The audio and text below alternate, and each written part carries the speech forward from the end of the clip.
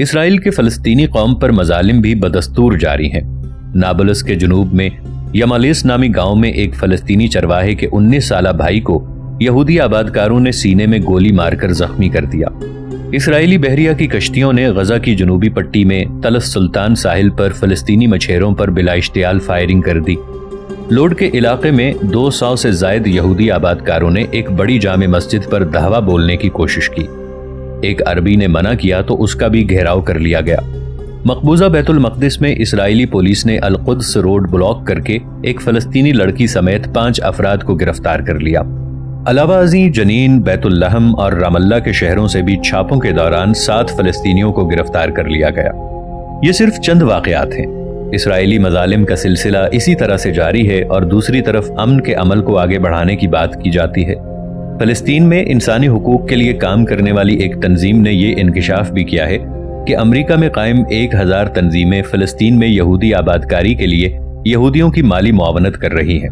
Middle asset study centre کی report کے مطابق ایک امریکی ارب پتی ایرفنگ مورفریشش کی تنظیم C&M یہودیوں کو آبادکاری پر مدد فراہم کرنے والی بڑی تنظیم ہے۔ یہودی آبادیوں کو ختم کرنے کے حوالے سے عرب لیگ اپنے موقف پر قائم ہے اور نیتن یاہو اپنے موقف پر ڈٹے ہوئے ہیں کہ آبادکاری پر کام نہیں روکا جائے گا۔ مذاکرات کا اونٹ کس کروٹ بیٹھا ہوگا اس کے بارے میں سب جانتے ہیں، کیونکہ اسرائیل کی ہٹ دھرمی کسی سے ڈھکی چھپی نہیں ہے اور نہ ہی امریکہ کی صہیونیوں سے دوستی۔ توانائی کے ذخائر میں بڑھتی ہوئی کمی دنیا کو تیزی سے عالمی جنگوں کی طرف لے کر جا رہی ہے۔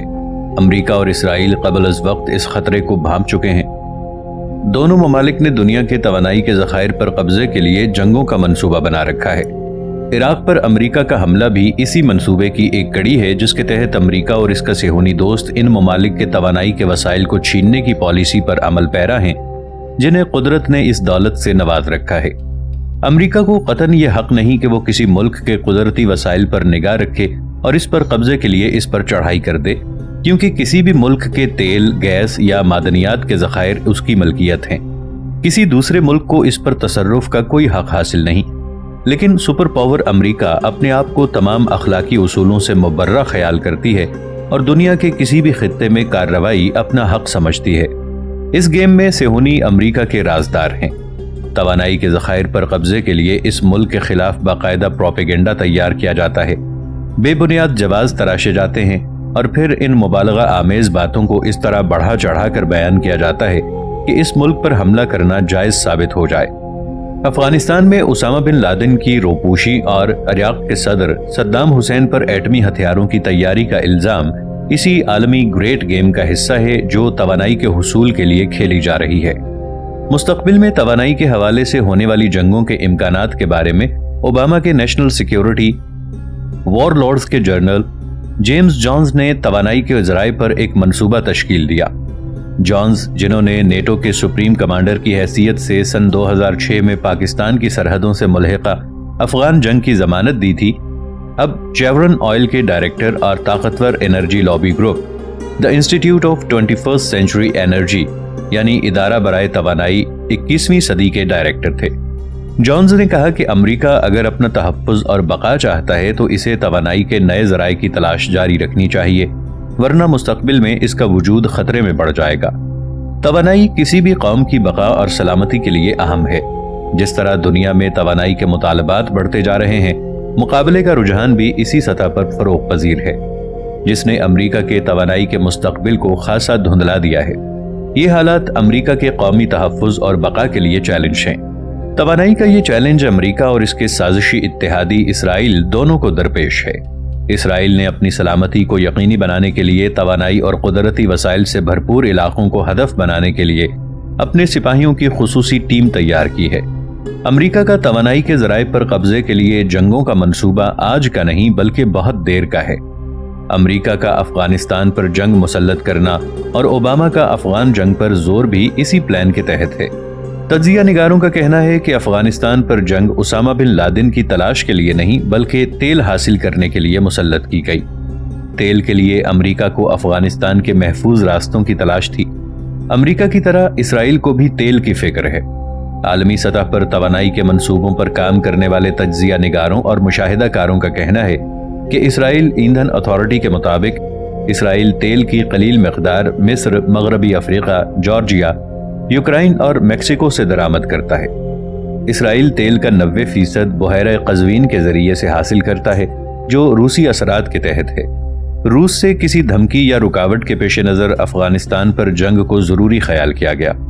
امریکہ کے توانائی کے ماہرین کی طرح اسرائیل کے توانائی کے ماہرین بھی آنے والے دور میں توانائی کی کمی کے خدشے سے خوفزدہ ہیں اور مختلف جغرافیائی سلسلوں میں پھیلے ہوئے توانائی کے ذخائر سے استفادے کے لیے منصوبے بنا رہے ہیں۔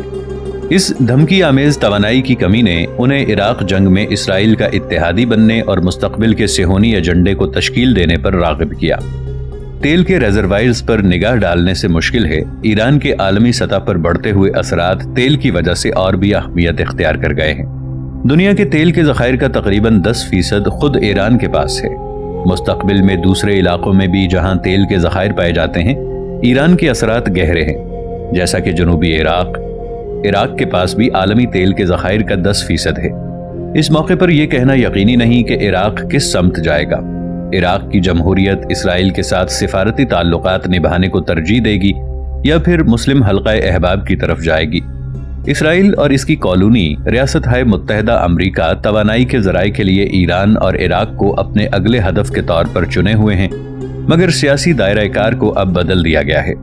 عراق جنگ کو اب اسرائیل کی بقا کے نظریے سے اسرائیل اور تیل کے لیے جنگ میں بدل دیا گیا ہے، یعنی پہلے عراق جنگ اسرائیل کے تحفظ و بقا اور تیل کے حصول کے لیے ضروری قرار پائی۔ ناظرین، آگے بڑھنے سے پہلے کامنٹ سیکشن میں ہمیں اپنی آراء سے ضرور آگاہ کیجیے گا کہ آپ کو ہماری یہ سیریز کیسی لگ رہی ہے۔ آئندہ آنے والی اقساط سے باخبر رہنے کے لیے ہمارے چینل کو سبسکرائب کر لیں اور ساتھ موجود بیل آئیکن کو ضرور کلک کر لیں۔ شکریہ۔ امریکہ اسرائیل کو پہلے ہی کہہ چکا ہے کہ وہ عراق سے تیل اسرائیل کی حیفا آئل ریفائنری میں پہنچانے کے لیے امکانات کا جائزہ لے۔ یہی وجہ ہے کہ عراق کے تیل کے ذخائر پر قبضے کے لیے مستقل امریکی فوجی چھاونیوں کو قائم کیا گیا، جنہیں عراق میں امن و امان کے قیام کو یقینی بنانے کے لیے امریکی سیکیورٹی فورسز کا نام دیا گیا۔ عراق امریکہ کی منصبدار ریاست کے طور پر دنیا کے تیل کے 2 بڑے ذخائر کو کنٹرول کرے گی اور اسرائیل اس مساعی میں اس کے ساتھ پارٹنر ہوگا۔ امریکہ اور اسرائیل کو تیل کے عالمی ذخائر ہتھیانے کی اس مساعی میں اگر کسی کا خوف ہے تو وہ چین ہے۔ امریکہ کی توانائی کی وزارت اطلاعات کی رپورٹس کے مطابق چین کی توانائی کی ضروریات بہت حد تک بڑھ چکی ہیں اور دنیا کی توانائی کا بیشتر حصہ چین استعمال کرتا ہے۔ 1980 میں دنیا کی توانائی کا 8% چین نے خرچ کیا۔ 2005 میں یہ شرح 14% تک پہنچ گئی۔ 2030 میں چین کا استعمال 30% بڑھا۔ چین امریکہ کے بالمقابل اس وقت تیل کا دوسرا بڑا مصارف ہے۔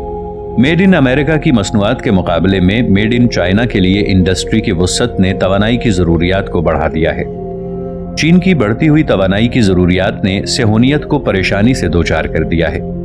وہ چین کی طاقت کو کم کرنے کے لیے منصوبے بنا رہے ہیں۔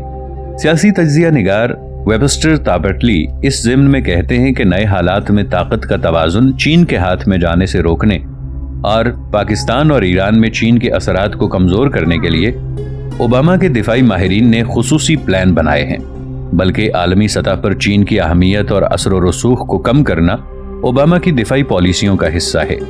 جغرافیائی ماہرین کہتے ہیں کہ چین ایران کے تیل کا سب سے بڑا خریدار ہے اور ایران کے ساتھ نیوکلیائی میدان میں بھی مددگار ہے۔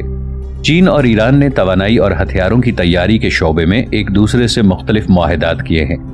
چین نے ایران کو اینٹی شپ کروز میزائل کی فراہمی کا معاہدہ بھی کیا ہے، جو خلیج فارس میں امریکہ کے بحری جہازوں کے لیے خطرے کا باعث ہے۔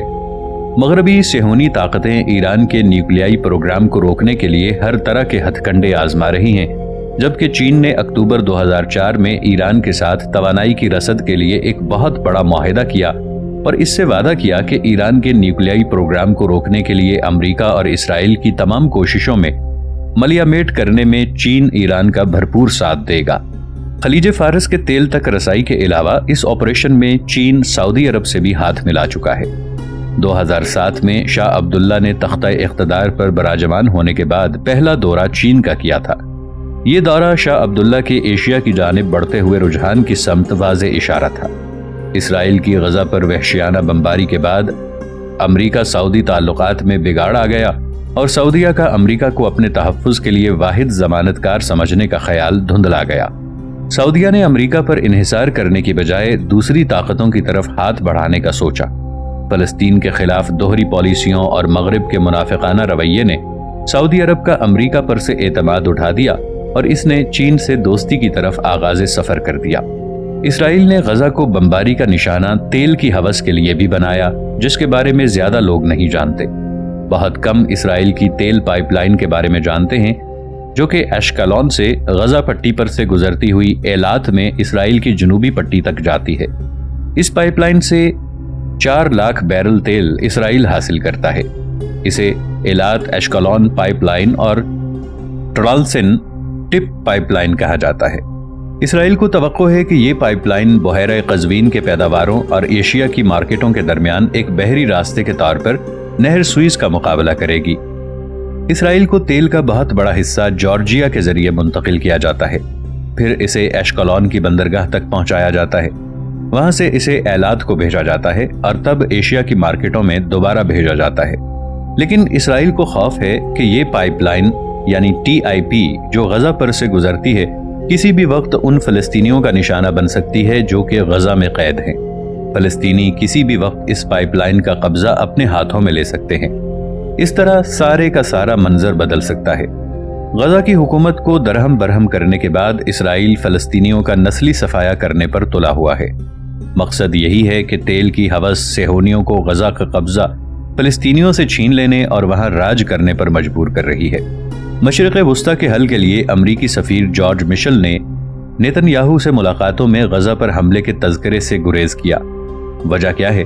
यही कि अमरीका गजा पर इसराइल के हमले के पसे पुश्त मकासद और अज़ाइम से अच्छी तरह आगाह है, बल्कि दोनों के तेल के हुसूल और तवानाई के ज़खायर के लिए मंसूबे मुश्तरका हैं। नेतन्याहू ने फ़लस्तीन के मसले के हल के लिए ठोस बातचीत की जाए, हमेशा फ़लस्तीन के नज़ा को ईरान के साथ जोड़ने की कोशिश की और कहा कि फ़लस्तीन के मामले में ईरान के असरात को कम किया जाए। हालांकि ईरान का मसला फ़लस्तीन से सिर्फ हिमायत की हद तक एक किरदार है।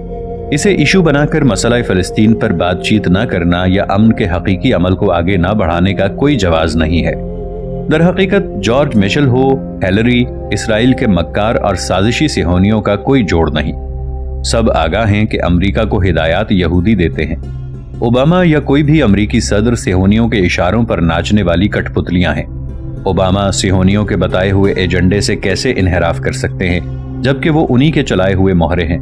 ओबामा की कामयाबी इसी में थी कि वो कितनी कामयाबी से सेहोनी एजेंडे को लेकर चलते। सेहोनी एजेंडे में दुनिया के तवानाई के ज़खायर पर कब्जा सर फहरिस्त है। अमरीका में तवानाई के नए ज़राए की तलाश और कब्जे के इदारे बाकायदा तौर पर काम कर रहे हैं। इस मकसद के लिए अफगानिस्तान और इराक में जंग छेड़ी गई और आइंदा भी अमरीका और इसराइल की मेहरबानी से आलमी जंगें सेहोनी प्लान में शामिल हैं। ये जंगें किसी मुल्क से दुश्मनी और दोस्ती की बिना पर नहीं, बल्कि तवानाई के ज़राए को काबू करने के लिए प्लान की गई हैं। दोनों हलीफ इसके लिए हर हद तक जाने को तैयार हैं। आखिरी हद जंग है जिसके लिए वो पूरे मंसूबे बनाए बैठे हैं, लेकिन मगरिब और सेहोनी क़ुव्वतों के इरादों को भांपते हुए दुनिया को भी इन जंगों के लिए लैस हो जाना चाहिए ताकि वो खुद को तबाही और बर्बादी से बचा सकें। इसराइली वज़ीर-ए-आज़म एहूद ओलमर्ट और वज़ीर ख़ारिजा ज़िपी लियोनी की मिसाल को लेकर इसकी बात में सदाकत में कोई शक व शुबा नहीं रहता कि एक फ़र्द का ज़वाल दूसरे के उरूज का सबब होता है। बदउनवानी के इल्ज़ामात में मुस्ताफ़ी हो जाने वाले एहूद ओलमर्ट के बाद ज़िपी लियोनी के मुक़द्दर ने कुछ इसी तरह से पलटा खाया और वो वज़ीर-ए-आज़म के जानशीन के तौर पर उभर कर सामने आ गईं। इसराइली सदर शमोन पेरेज़ ने वज़ीर-ए-आज़म एहूद ओलमर्ट के इस्तीफ़े के बाद ज़िपी लियोनी को हुकूमत तश्कील देने की दावत दी। बदउनवानी के इल्ज़ामात के बाद एहूद ओलमर्ट को सबसे पहले तो कदीमा पार्टी की क़यादत से हाथ धोना पड़ा। हुक्मरान कदीमा पार्टी ने अपनी साख बचाने और एहूद ओलमर्ट की जगह देने के लिए वज़ीर ख़ारिजा और मुसाद की साबिक़ एजेंट ज़िपी लियोनी को जमात का नया सरबराह मुंतखब किया। वज़ीर-ए-आज़म एहूद ओलमर्ट के पार्टी से इस्तीफ़े के बाद ज़िपी लियोनी ने इसे बुरे लोगों की शिकस्त और अच्छे लोगों की फतह करार दिया। 50 साला ज़िपी लियोनी के कदीमा पार्टी की क़यादत संभालने के बाद उन्हें हुकूमत बनाने की दावत दी गई, जिसे ज़िपी लियोनी ने कबूल करते हुए इसराइल के साबिक़ वज़ीर-ए-आज़म बेंजामिन नेतन्याहू की जमात को हुक्मरान इत्तेहाद में शामिल होने की दावत दी, क्योंकि ज़िपी लियोनी के लिए मखलूत हुकूमत बनाना आसान नहीं था, इसलिए कि इसराइली पार्लियामेंट की 120 नशिस्तों में से सिर्फ 29 नशस्तें قدیمہ پارٹی کے پاس تھیں، جبکہ زپی لیونی کو حکومت تشکیل دینے کے لیے کم از کم 61 ارکان کی حمایت ضروری تھی۔ اگر زپی لیونی حکومت بنانے میں کامیاب ہو جاتی ہے تو وہ 35 سال بعد اسرائیلی خاتون وزیر اعظم گولڈا مائر کے بعد دوسری خاتون وزیر اعظم ہوگی۔ پارٹی کی قیادت سنبھالنے کے لیے زپی لیونی کا مقابلہ مواصلات کے وزیر شاد المفاز سے تھا۔ مفاز کے ایران کے بارے میں سخت گیر موقف کی وجہ سے سیکیورٹی کے معاملات پر بائیں بازو کی طرف جھکاؤ تھا۔ مفاز کے مقابلے میں لیونی کی حمایت کرنے والوں کا یہ کہنا تھا کہ لیونی کا انتخاب بے جان سیاسی ڈھانچے میں ایک نئی روح پھونک دے گا جو ایک عرصے سے عمر رسیدہ مرد اور سابق فوجیوں کے زیر تسلط ہے، جبکہ زپی لیونی کے مخالفین انہیں سیاسی طور پر ناتجربہ کاری کا طعنہ دیتے تھے۔ ملک میں نئی حکومت بننے تک ایہود اولمرٹ عبوری وزیر اعظم کے طور پر کام کرتے رہے۔ عبوری وزیر اعظم ایہود اولمرٹ نے زپی لیونی کو حکومت بنانے کی دعوت کو خوشائند قرار دیتے ہوئے امید ظاہر کی کہ زپی لیونی قومی حکومت کے قیام میں کامیاب ہو جائیں گی۔ ایہود اولمرٹ نے اپنی حکومت کو بہترین قرار دیا اور کہا کہ انہوں نے گڈ گورننس کے تحت مناسب طریقے سے حکومت چلائی۔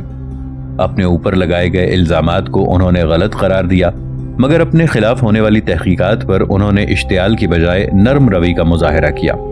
اسرائیلی وزیر اعظم نے کہا کہ مجھے فخر ہے کہ میں اس ملک کا وزیر اعظم ہوں جہاں پر وزیر اعظم کے خلاف بھی تحقیقات کی جاتی ہیں۔ وزیر اعظم قانون سے بالاتر نہیں ہوتا۔ انہوں نے بے ضابطگیوں کے الزامات کے بعد جولائی میں اس کا باقاعدہ اعلان کیا تھا کہ وہ 2 ماہ کے اندر استعفیٰ دے دیں گے۔ انہوں نے بے ضابطگیوں کے الزامات کو اپنے خاندان کے لیے بھی باعث تکلیف قرار دیا اور ان کے خلاف جدوجہد جاری رکھنے کے عزم کا اظہار کیا۔ مخلوط حکومت کے قیام میں کئی ہفتے اور مہینے بھی لگ سکتے تھے، اس لیے ایہود اولمرٹ اس وقت تک عبوری وزیر اعظم کے طور پر کام کرتے رہے اور اس کی ضرورت کئی بنیادی اور متنازع امور کے حوالے سے بھی تھی جن پر ایہود اولمرٹ کام کر رہے تھے۔ ان امور میں یروشلم کی حیثیت کا تعین، مجوزہ فلسطینی ریاست کی سرحدوں اور غرب اردن میں پناہ گزینوں، سیکیورٹی اور پانی کے ذخائر جیسے معاملات شامل تھے۔ امن کانفرنس کے بعد سے یہ تمام متنازع امور فلسطینی صدر محمود عباس اور ایہود اولمرٹ کے درمیان چل رہے تھے، جنہیں 2008 کے امن منصوبے کا شاخسانہ بھی قرار دیا جا رہا تھا۔ نام نہاد روڈ میپ 2008 کے خلاف امریکی حکومت چاہتی تھی کہ اسرائیل اور فلسطین کے درمیان اس سال صدر بش کی مدت ختم ہونے سے قبل امن معاہدہ طے پا جائے۔ اسرائیلی وزیر خارجہ زپی لیونی قدیمہ پارٹی کی نئی سربراہ اور متوقع اسرائیلی وزیر اعظم کا نام 10 سال پہلے تک سیاست میں غیر معروف تھا۔ کسی کو گمان نہیں تھا کہ یہی غیر معروف نام آگے چل کر وزیر اعظم کے طور پر سامنے آئے گا۔ 50 سالہ زپی لیونی سیاست میں وارد ہونے سے قبل وکیل اور اسرائیل کی خفیہ ایجنسی موساد کی ایجنٹ رہ چکی تھی۔ ان کا ماضی کا تاثر انتہائی سخت گیر صہیونی قوم پرست کا رہا ہے، لیکن وقت نے ان کے بیانات میں تبدیلی پیدا کی۔ اب وہ فلسطینیوں کے ساتھ لینڈ فار پیس یعنی امن کے بدلے زمین کا نعرہ بلند کرتی تھی۔ اسرائیل کی تاریخ میں جہاں وہ دوسری خاتون وزیر خارجہ تھی، وہیں اگر وہ وزیر اعظم منتخب ہو جاتی تو وزیر اعظم کی تو اسرائیل کی وہ دوسری خاتون وزیر اعظم ہوتی۔ ایہود اولمرٹ کی حکومت میں وہ فلسطینیوں سے مذاکرات کرنے والی اسرائیلی ٹیم کی قیادت کرتی رہی ہے۔ اسرائیل کے عوام میں وہ انتہائی مقبول اور ان کو مس کلین یعنی صاف شفاف کا نام بھی دیا جاتا ہے، کیونکہ اپنے سیاسی دور میں زپی لیونی کا دامن اعتراضات کی زد میں آنے سے محفوظ ہی رہا، جبکہ اسرائیلی سیاست میں گزشتہ کئی برس سے بدعنوانی کے الزامات میں لتھڑے سیاسی اور فوجی کردار نظر آتے ہیں۔ مس کلین ہونے کی وجہ سے انہیں ایک بڑی اور خوشگوار تبدیلی قرار دیا جا رہا تھا۔ لیونی کا سیاسی کیریئر 1999 میں دائیں بازو کی جماعت لیکوڈ پارٹی کے اسرائیل کی پارلیمنٹ میں انتخاب کے بعد شروع ہوا۔ لیونی کا شمار اس وقت کے وزیر اعظم لیکوڈ پارٹی کے سربراہ ایرل شیرون کے خاص ساتھیوں میں ہوتا تھا، جنہوں نے اسے 2001 میں علاقائی ترقی کا وزیر بھی نامزد کیا۔ مہاجرین کی آبادکاری، ہاؤسنگ اور تعمیرات اور قانون کی وزیر کی حیثیت سے کام کرنے والی زپی لیونی اب وزیر خارجہ کے عہدے پر فائز تھیں اور اس عہدے پر کام کرتے ہوئے اب ان کے عروج کا گراف بلندیوں کی سمت رواں دواں تھا۔ ایرل شیرون کی خاص مشیر ہونے کے ناطے اور 2005 میں غزہ سے اسرائیل فوج اور یہودی آبادکاروں کو نکالنے کے متنازع فیصلوں میں ان کا عمل دخل بھی تھا۔ 2005 میں ایرل شیرون کے لیکوڈ پارٹی سے اختلافات پیدا ہو گئے تو انہوں نے قدیمہ پارٹی تشکیل دی۔ لیونی نے بھی ایرل شیرون کے ساتھ ہی لیکوڈ سے قدیمہ پارٹی کا رخ کیا۔ लियोनी के नजरियात हैरत अंगेज तौर पर उसके माजी के किरदार और ख्यालात से मुतजादिम नजर आते हैं।